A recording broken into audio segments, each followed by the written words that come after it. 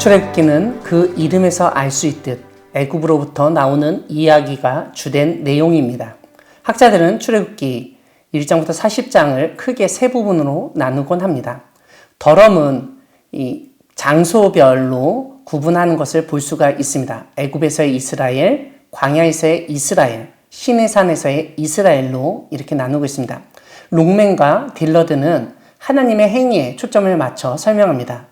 애굽 압제에서 구원하신, 율법을 주신, 성막을 만들라고 명령하신, 이렇게 구분하고 있는 것을 볼 수 있습니다.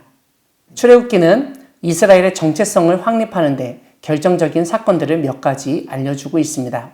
모세의 소명, 10가지 재앙과 유월절, 홍해 사건, 십계명과 율법, 성막과 금송아지 사건이 출애굽의 주요 사건입니다. 이런 가운데 우리는 출애굽기를 창세기와의 연관성, 그리고 출애굽기만의 독특성을 중심으로 살펴보려 합니다. 먼저 출애굽기는 구약 성경 첫 번째 책 창세기와 밀접하게 연결되어 있습니다. 그래서 창세기를 읽지 않고 출애굽기만 읽으면 그 배경을 알기 어려울 뿐만 아니라 왜 이스라엘이 애굽에서 나와야 하는지 이해하기도 쉽지 않습니다. 일단 창세기 뒷부분에서 야곱의 가족들이 애굽 땅 고센으로 이주하는데 거기서 생업을 얻어 생육하고 번성합니다. 출애굽기는 야곱과 함께 애굽에 내려간 가족들을 언급한 후 이스라엘 자손이 생육하고 번성하였다고 알려줍니다. 특별히 49장 28절에서 이스라엘의 12지파를 언급했는데 이후에 이들이 이스라엘 역사에서 어떤 일을 하였는지를 알려주는 연결점이 바로 출애굽기입니다. 이와 함께 하나님은 이미 아브라함에게 애굽에서 400년 동안 섬기다가 나올 것이라고 말씀하셨는데 출애굽기는 이스라엘 자손이 애굽에서 종살이를 하다가 애굽에서 나오게 됐다고 알려줍니다. 또한 창세기의 홍수 이야기에서 등장해 노아 가족과 동물들이 탔던 방주가 출애굽기의 모세 이야기에서 아기 모세를 구원한 갈대 상자로 나타납니다. 방주와 갈대 상자는 크기만 다를 뿐 역청으로 방수 처리한 것과 더불어 물에서 구원을 얻게 한 도구였다는 사실에서는 동일합니다. 이런 점에서 창세기의 홍수 이야기와 출애굽기의 모세 이야기를 연결해서 이해하도록 하며 하나님은 위기의 순간에서도 구원을 위한 놀라운 계획을 실행하시는 분이시라는 점을 강조합니다. 하지만 출애굽기는 그 자체만으로도 놀랍고 독특한 이야기를 우리에게 알려줍니다. 대표적인 예가 하나님이 이스라엘을 위해서 애굽에 내리신 10가지 재앙입니다. 10개의 재앙은 애굽에서 섬기던 신들과 관련이 있다는 주장을 수용할 때 여호와 하나님은 애굽의 신들보다 위대하시고 전능하시다는 사실을 보여줍니다. 또한 출애굽기에 하나님은 노예 생활을 하던 히브리인들을 해방시켰다는 점에서 억압받고 착취당하는 사람들의 구원을 이루시는 분이시라는 점도 알려줍니다.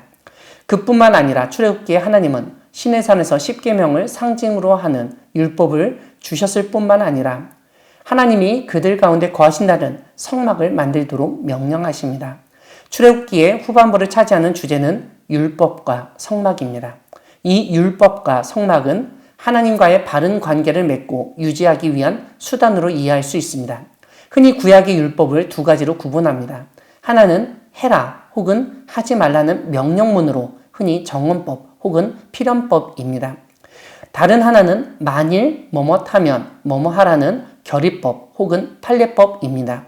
어떤 분은 구약시대 이스라엘의 문화와 상황은 오늘날 우리의 문화와 상황과 다르기 때문에 이스라엘의 율법은 오늘날 우리에게 전혀 도움이 안 된다고 주장합니다. 오늘날 기독교는 더 이상 구약시대의 제사법을 따르지 않고 있기 때문에 일리가 있습니다. 하지만 모든 율법이 오늘 우리와 아무 상관도 없고 도움이 안 된다는 것은 무리한 주장입니다. 왜냐하면 구약 성경의 율법은 신약 시대에도 통용되었을 뿐만 아니라 오늘날 그리스도인에게도 적합하기 때문입니다.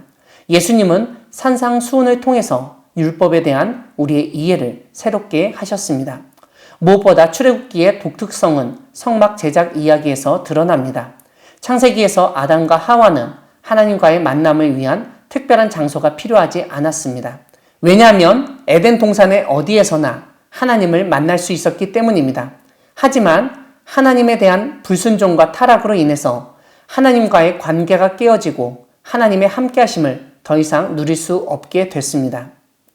물론 창세기의 족장들은 제사를 지내기 위해서 곳곳에 제단을 세웠습니다.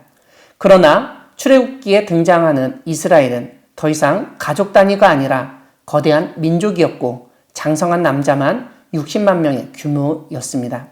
이런 변화로 인해서 하나님은 성막을 짓게 하셨으며 예배라는 수단을 통해 하나님께 나아가고 섬기게 하셨습니다. 특별히 성막은 유목민의 천막과 비슷한 형태였는데 설치 용이성과 이동성이 가장 큰 특징이었습니다. 왜냐하면 출애굽한 이스라엘은 광야에서 방랑하고 있었기 때문입니다. 모세부터 다윗 시대까지 성막이 하나님의 지상 처소였으며 이후 솔로몬이 예루살렘 성전을 건축한 이후 성경에서는 성막에 대한 언급이 사라집니다. 예전 광야 생활처럼 성막을 설치하거나 이동할 필요가 없어졌기 때문입니다. 특별히 성막의 구조는 거룩하신 하나님이 이스라엘 가운데 거하신다는 것을 상징적으로 보여줍니다. 하나님의 성막 안에서 이스라엘과 만나신다는 사실은 하나님 자신이 초월성과 무한성을 내려놓으신 것을 의미합니다. 우리를 만나기 위해서 직접 우리의 시간과 공간으로 들어오시는 하나님을 출애굽기에서 발견합니다. 이번 광야교회 새벽 식탁 출애굽기 강의를 통해서 출애굽기의 내용을 새롭게 이해하고 무엇보다 우리를 부르시고 구원하시는 하나님을 만나기를 바랍니다. 아멘.